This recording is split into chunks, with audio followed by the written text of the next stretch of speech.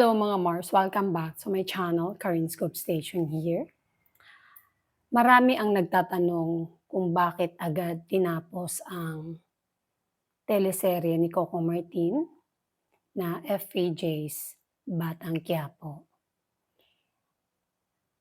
Lahat nagugulat bakit ganun na lang kabigla ang anunsyo niya na matatapos na ito ngayong March 13.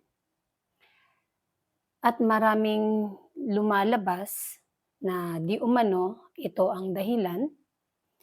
Ayon sa aking nakita na post, pinost ng Telling News, sabi dito, quote and unquote, lahat ng television at movie rights ni FPJ ay nasa pangangalaga na ng Kapuso Network. Binawi na umano ng pamilyang Poe ang lahat ng television at movie rights ni FPJ sa ABS-CBN. Hindi umano masaya ang mga naulila ni Fernando Poe Jr. kung paano ito nabusabos ang takbo ng mga kwento ng Ang Probinsyano at Ang Batang Quiapo. Kung ano-ano na lamang ang ginawa at sobrang nalihis na ito sa original na istorya. Kaya naman, napapanood na natin sa Kapuso Network GMA ang FPJ sa GMA kung saan mapapanood ang mga well-loved films ni FPJ.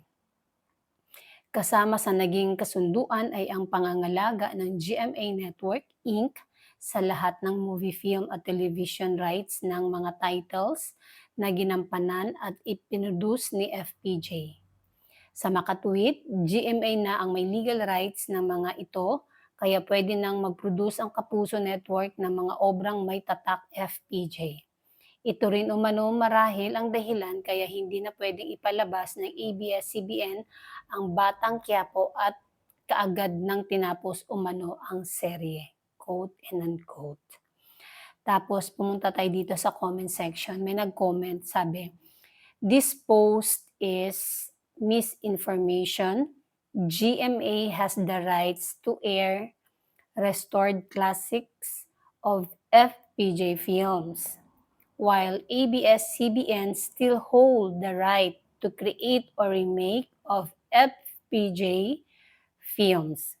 This post is an example of don't believe everything you see on social media. Research first. Ayun naman pala.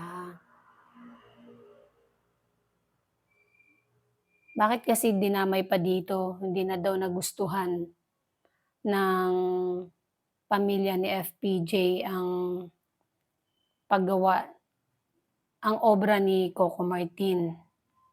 Buti na lang may nag-comment dito, no? Yun naman pala. Yun, tama naman din lahat dito. Yan.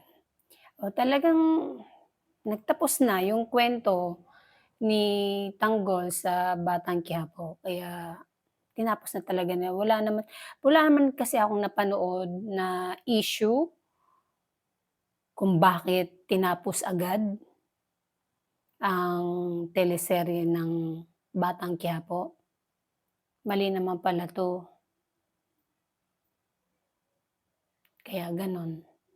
Ang dahilan, talagang natapos na siya at may panibagong teleserye na ang kasunod. Ito na nga ang balik-tambalan ng tunay na magkasintahan na si Coco Martin and Julia Montes. Ito ang Sigabo sa March 16.